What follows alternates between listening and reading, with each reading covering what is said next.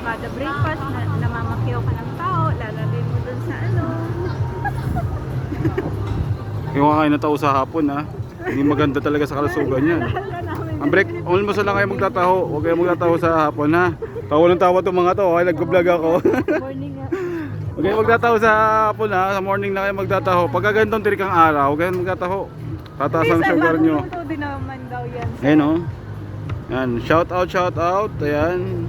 Ayan mga favorite ng mga subscriber ko. Panoorin nyo na yan. Ayan. Taho everyday. Taho everyday. Everything's okay. Ayan. Oo, di ba? Ayan. Meron po tayong bagong page. Ang pangalan, Y Boracay. Subaybayan nyo po yon. Pero ngayon, yan. Batangas Birds muna tayo. Yan. Y Boracay, Batangas Birds. Yan. Support lang po. Yan. Hapon na hapon po. May nagtitinda ng taho. Masarap po yan. Bili na kayo.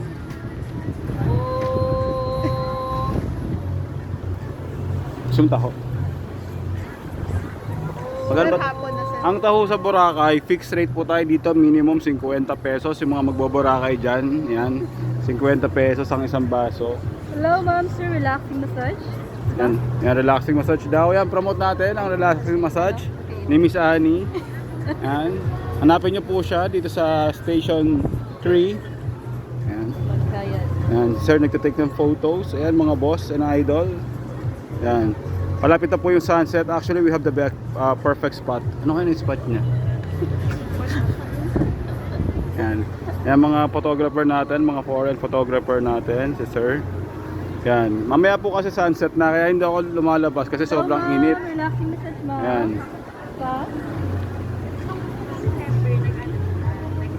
So, today is Sunday. February, ano ngayon pare? Ma'am, February 4. 2024, ayan, February 4, 2024.